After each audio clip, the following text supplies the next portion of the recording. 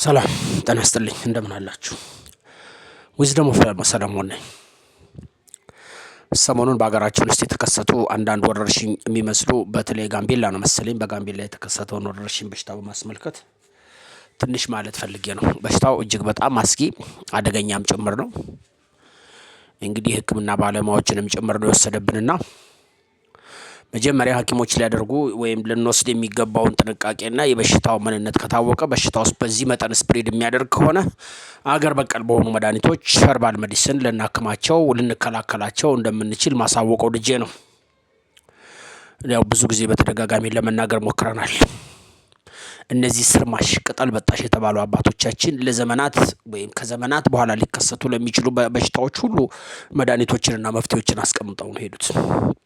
በባዶ እግራቸው ቡትቱ ለብሰው ለኛ ለልጆቻቸው ለትውልድ የሚተርፉ እውቀት አስቀምጠው ነው ሄዱትና ኢትዮጵያውያን በዚህ በጣም ሪች ነን፣ በጣም ባለጸጎች ሀብታሞች ነን። በጣም የተለያዩ ሰዎች አሉ።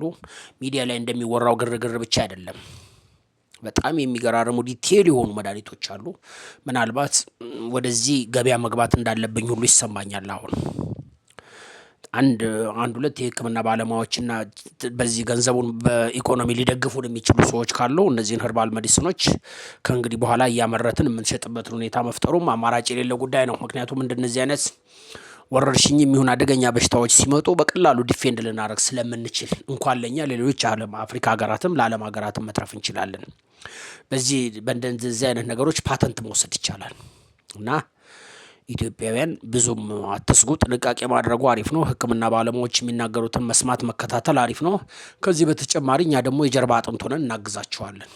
በጣም በቀላሉ እናግዛለን። ቢያንስ የሕክምና ባለሙያው ወደ እነዚህ ሰዎች በሚቀርብ ሰዓት ላይ ራሱን ሊከላከል የሚችልበትን መንገድ ለሕክምና ባለሙያው ማድረግ የሚቻል ይመስለኛል፣ ይቻላል። ስለዚህ የሕክምና ባለሙያዎችና ጤና ሚኒስቴር የሚያወጣው መግለጫና ሁኔታዎች በማየት ለዚህ ነገር መፍትሄ ያላቸው ነገሮች በጣም ብዙ አይነት እንትኖች አሉ። ሲምፕተሙ የሚያሳየውን ሊከላከሉ የሚችሉ የአባቶቻችን መድኃኒቶች እያየውም ነው፣ በእጃችንም ላይ አሉ። ስለዚህ እነዛን ወደ ስራ ማስገባት ብቻ ስለሆነ ብዙ አትደናገጡ ለማለት ነው። ዊዝደም ኦፍ ሰለሞን ነኝ። ስርማሹ ቅጠል በጣሹ የአባቶቹ ልጅ